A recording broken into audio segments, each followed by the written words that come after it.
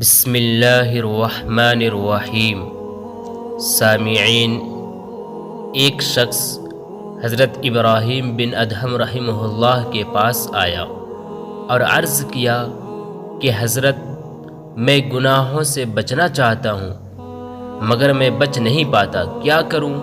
کوئی ایسی بات ارشاد فرمائیے، کوئی ایسی بات نصیحت فرما دیجئے کہ میں گناہ سے باز آ جاؤں۔ حضرت ابراہیم بن ادہم رحمہ اللہ نے فرمایا، جب تیرا ارادہ گناہ کرنے کا ہو تو دیکھنا کہ اللہ کا دیا ہوا رزق نہ کھانا۔ اس نے عرض کیا کہ پھر میں کیا کروں اور کس طرح کھاؤں، جبکہ جو بھی زمین پر رزق موجود ہے وہ اللہ ہی کا عطا کردہ ہے۔ آپ نے فرمایا کہ کیا تجھے شرم نہیں آتی کہ جس کا رزق کھاتا ہے اسی کی نافرمانی کرنا چاہتا ہے؟ پھر حضرت ابراہیم رحمہ اللہ نے فرمایا کہ اگر تو گناہ کرنا ہی چاہتا ہے تو ایسا کر کہ اللہ کی زمین سے باہر چلا جا اور وہاں گناہ کر لے۔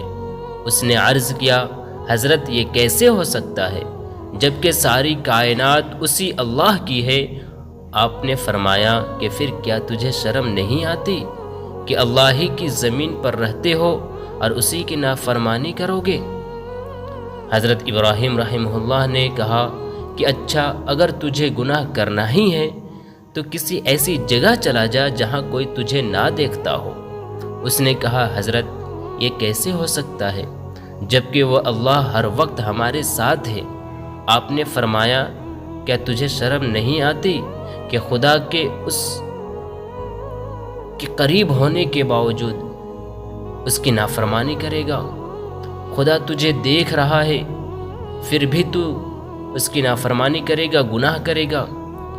پھر فرمایا، اگر تو گناہ کرنا ہی چاہتا ہے تو جب حضرت عزرائیل علیہ السلام روح قبض کرنے آئیں تو ان سے کہہ دینا کہ مجھے توبہ کرنے تک ذرا مہلت دے۔ اس نے کہا، یہ کیسے ہو سکتا ہے؟